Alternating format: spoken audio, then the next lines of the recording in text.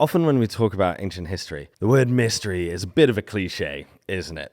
Everything's a mystery. Archaeologists are always baffled. That's their number one emotion. But within this bag, unless my order was totally wrong, is probably the most debated artifact of all time, I suspect. Let me see. Ba-ba-da-ba. It's only a bloody Roman dodecahedron. No, I haven't got a clue what it is either. Oh boy, I can't wait to use this for its intended purpose. Now that I am holding it, I don't even know. There's absolutely nothing illuminated by holding it. What were you for? What were you for? We have absolutely no Roman source describing what this artifact was for. There's absolutely no illustration of it in any artwork from the time period. And yet archaeologists and just the general public have found over 130 of these across Western Europe. It's probably the only ancient artifact with its very own subreddit, and it's really an absolute enigma. It's an enigmatic artifact. Nothing really has generated this much debate. Today, we're going to look at what we know about these things and take a look at a few of the most popular ideas about them. I'll let you know what I think is the most likely explanation. And I don't think you're going to like it. I don't think you're going to be very happy with me. But it's interesting, man. It's interesting. What the bloody hell are you?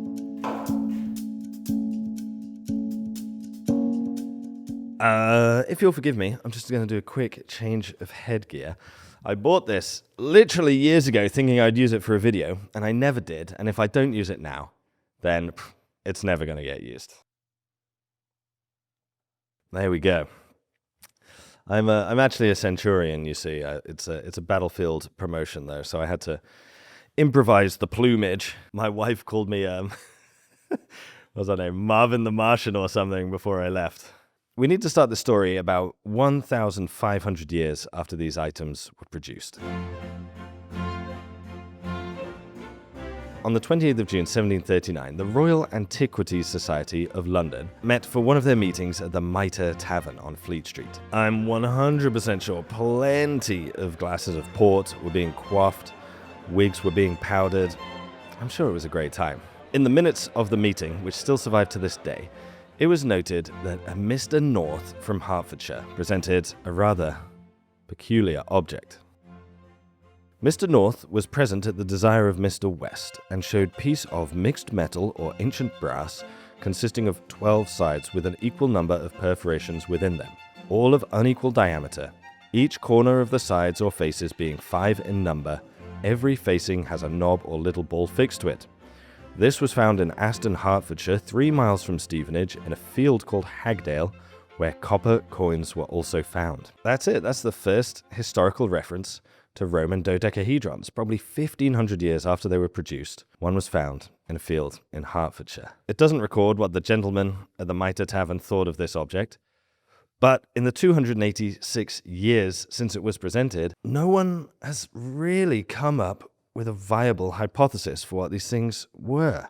We just haven't figured it out either. Anyway, let's describe these objects and see if any clues can come from that. Before we delve into the theories regarding these Roman dodecahedrons, you might be interested in finding your own personal place in history, in which case MyHeritage can help. MyHeritage is the #1 family history service. They really can help you find your place in recent history. Look at on my family tree here, how many people I've managed to connect and find. I was even able to trace my family tree back to 1745, and I found all these legal cases that my great-grandfather had worked on in these press releases.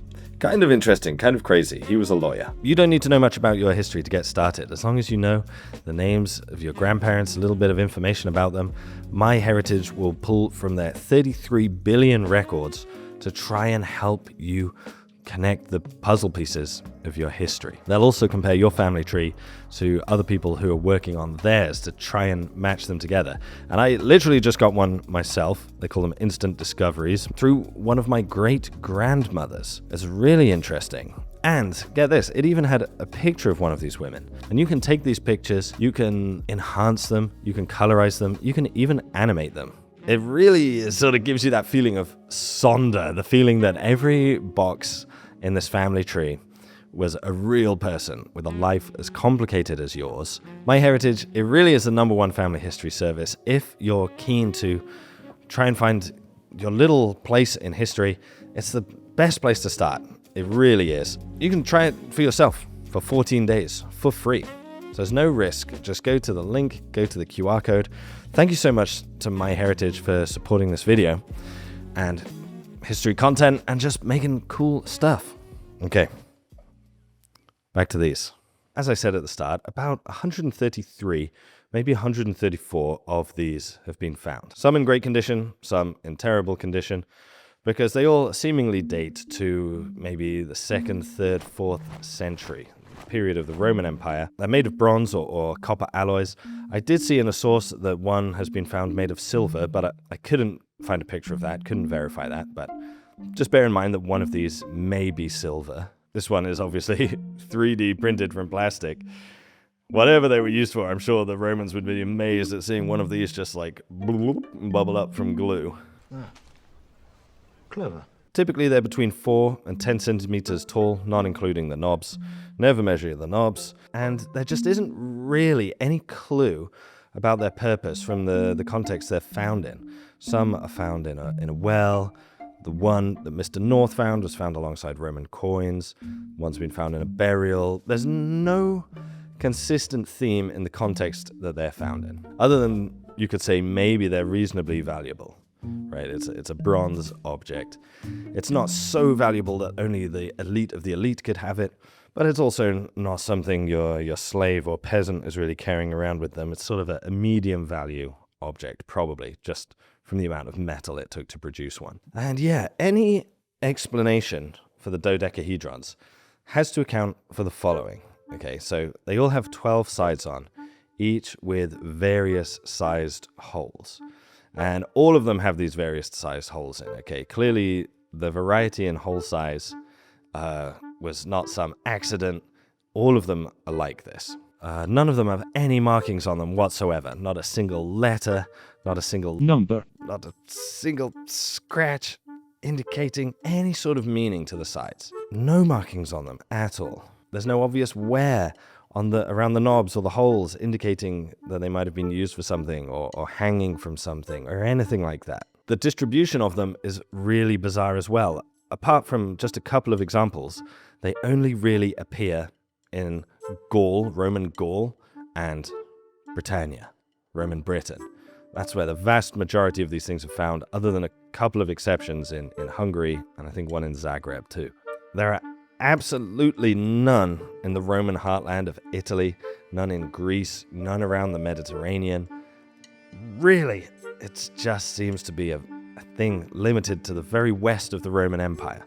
And any explanation of these artifacts may also have to account for this thing. There's one more thing in this bag. Let me see here. Hopefully it's correct. Any explanation of them might also have to account for this thing. An icosahedron, a 20-sided shape that was also found. Now, are these the same object? I'm going to have to take this hat off, guys. It was a fun idea, but oh my god, my neck is killing me. Ugh. Hard work being a legionnaire, man. I'm going to go back to plowing the fields of Roman Worcestershire. Now, are these the same thing? Might be a faulty assumption to assume that these are in some way related, but it really looks like they should be related, no? They really, really have so many similarities. The knobs on all the sides, the holes, but these holes in the icosahedron are much, much smaller. You certainly can't thread anything through them. It seems like any explanation of the Roman dodecahedron should also try and explain this Roman icosahedron too. It's really an enigma. It's really an enigma. I don't understand. Let's discuss some of the theories regarding these objects, and I'll let you know my favorite one. It won't be possible to discuss every theory connected to these. In one paper I read, it referenced that there were at least 50 academic papers suggesting different ideas. Those are the ones that are like peer-reviewed and published. Never mind all the ideas on the internet. There's probably hundreds and hundreds of ideas. There are some ones that pop up again and again and again, and I'll try and do my best to explain them. one idea that you hear all the time is that these were connected to surveying. And that basically hinges on the fact that the opposite holes are different sizes. No two holes opposite each other are the same size as far as I'm aware. In fact, maybe every single one of these holes is a different size. And so, in theory, you could look through this. If you knew the angle of difference between the two opposite holes, and if you knew the height of the object you were looking at, then you could probably, allegedly, people who are better at the maths than me claim this, know the distance of this object. Like, let's say you had a Roman standard 100 meters away in a field. By looking through two of these holes, you could estimate the distance that it was away from you. What I like about that is that it's an explanation for why all the holes are different sizes. However, I just think it cannot be that, personally, because no two Roman dodecahedrons are exactly alike. So every single one would have to be calibrated, if you know what I mean. And I also think that if that was its use, it would have markings on these holes. Because you could roughly estimate, right, how far away an object is. Like I said, maybe it's 100 meters away. You'd want to quickly turn it to like the 100-meter hole. And then if it didn't fit, switch around to the 150-meter hole. Something like that, right? You would want to record that kind of information on the device. Why would you keep that information just secretly in your head? It wouldn't give you the ability to let anyone help you. You could never hand it off to someone and say, oh, how far away is that thing? They say, I don't know, because there's no measuring and there's no markings. I just think anything to do with measuring, it's going to have markings on. And that theory also doesn't explain the icosahedron, because these holes are the same size and impossible to look through, really.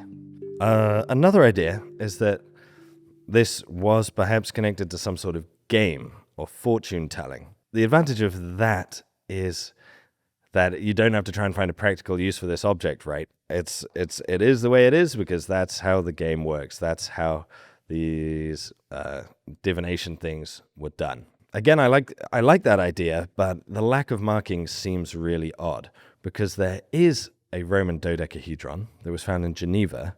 I mean, I call it a dodecahedron because it just is a 12-sided shape. But this one is solid, it's a dice, and it has the names of the star signs on it. And I think when you imagine an object that's useful for a game, that one that is found is probably for what that was for. But this thing, without the markings, what could you say about it? The fourth smallest hole? I don't know. Do you see? Not clearly. One very popular idea that you see on the internet is that these were connected to weaving in some way. Whether that's for gloves, finger holes for gloves, or even I've seen one on YouTube where they successfully weaved isn't probably the right word, but weaved metal to form this Roman jewelry.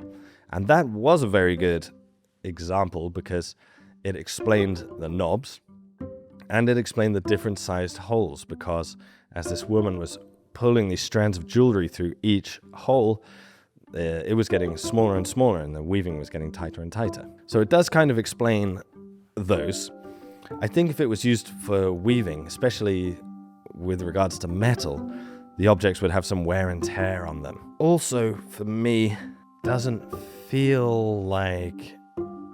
It just feels expensive to be doing that. I think you could do that with other things, and you wouldn't need an object so expensive.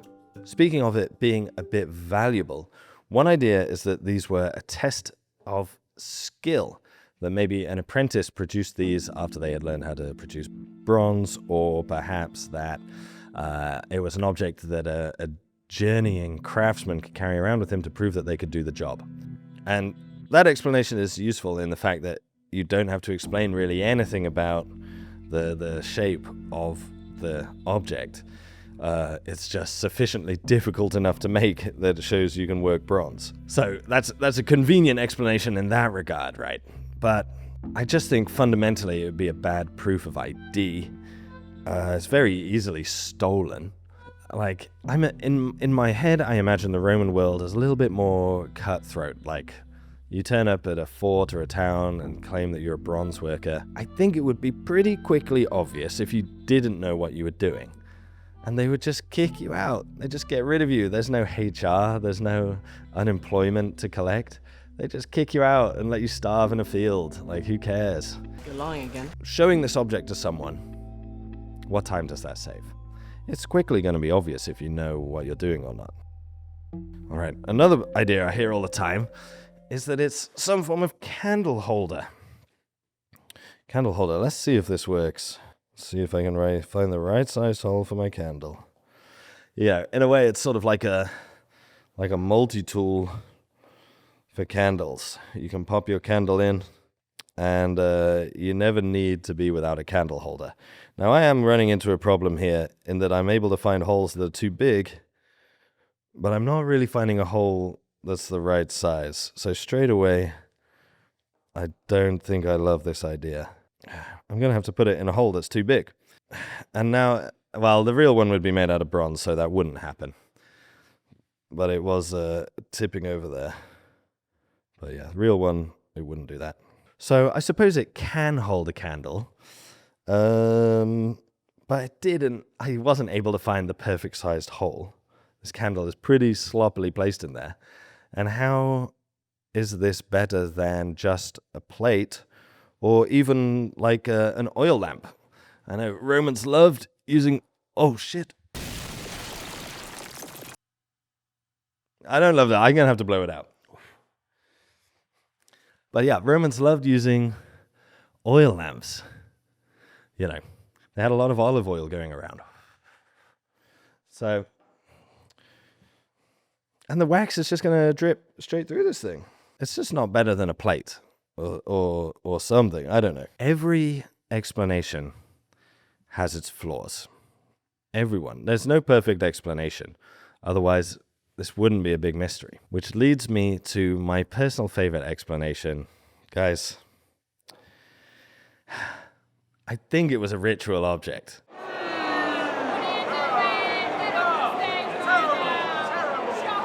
Oh, boo, boo. Boo, you suck, Stefan. Boo. I know. What a cop-out. But I was reading this very interesting paper on these by an Austrian archaeologist. What was his name? I think it was, Michael Guggenberger. And this ritual argument, it has some merit. What I didn't fully appreciate before this video is how much the Romans and Greeks really loved the shape of a dodecahedron. They're one of these shapes called Platonic solids, along with a tetrahedron, cubes, octahedron, and yes, even the icosahedron is one of these Platonic solids. These were sort of interesting mathematical shapes, and they sort of blurred the line a little bit between maths and science and ritual and symbolism. Obviously, you know, in the time these Roman people are living, there's no clear divide between these things, and I think people wondered if the maths behind these shapes was in some way spiritually significant. I mean, people still do today. There's all sorts of people that believe in sacred geometry and things like that. These were really, really debated for a long time. You go as far as Plato and Pythagoras, probably even further. Even the images you're seeing on screen were drawn by Leonardo da Vinci in one of his notebooks. These are really very, very debated shapes. They held a fascination for these people. Plato associated these with the four elements. Earth was a cube, air was the octahedron, fire was the tetrahedron, and water was the icosahedron. The dodecahedron was basically associated with the fabric of the universe. The nature of the dodecahedron, which is comprehensive enough to include the other figures, may well seem to be a model with reference to all corporeal being. Quote there from Plutarchus. Another one. The dodecahedron God utilized for the universe as a whole, because one sees in the heavens 12 zodiacal signs in the zodiacal circle, and each of them is divided into 30 degrees, even as the dodecahedron is composed of 12 pentagons, each divided into 5 triangles, of which each in turn is composed of 6 triangles, so that one finds in the dodecahedron as a whole 360 triangles, which is the same number as the degrees of the zodiac.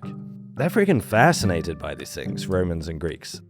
I think somewhere within that fascination lies the answer to why these objects are the way that they are. And it has the added benefit of explaining the icosahedron, because this is another Platonic solid. Now, where this theory falls apart, all the different sized holes, I have no explanation for that. No explanation for that at all. And I also cannot explain the distribution. And not only can I not explain it, but it's almost the exact opposite of what you would think it would be. If this was in some way connected to that sort of Roman Greek scholarship and academia, you would think the distribution would be the exact opposite. We'd been finding these in Italy, in Greece, Turkey, Egypt. But we're finding them at the exact opposite side of the Roman Empire. And I cannot explain why that is. And that's why this is such an enduring mystery. Some people have wondered if this is like some in the mix of Roman and Celtic cultures, that love of the dodecahedron combined with something the Celts were doing, created these. But we don't know. We cannot prove that. This is why this is such an enduring mystery. We just need to find one in a perfect, undisturbed context that will illuminate this in somehow, or maybe one of those burnt Herculaneum scrolls will reveal what this is. Maybe one of those is about dodecahedrons. Wouldn't hold my breath though. Thank you so much again for watching the video. Let me know what you think about these things. Thank you again to My Heritage for sponsoring it. You get 2 weeks free. Click on the QR code over there, link in the description. It's super cool. And yeah, this whole video was kind of inspired by the fact that I was going through my videos last year, and the most popular video was of the perforated battens. So I'm kind of starting this new series called Enigmatic Artefacts. Not in like a ancient aliens kind of way, but just in a curious, like, what are these objects that are left from us from ancient times that are really interesting and difficult to explain. So let me know down in the comments what artifacts you think would be good for that. The next video in this series is about these untranslated tablets. And I think you might not know about them because they don't even have an English language Wikipedia page. They're very enigmatic artifacts. But yeah, these bloody dodecahedrons. What were they for? Dunno.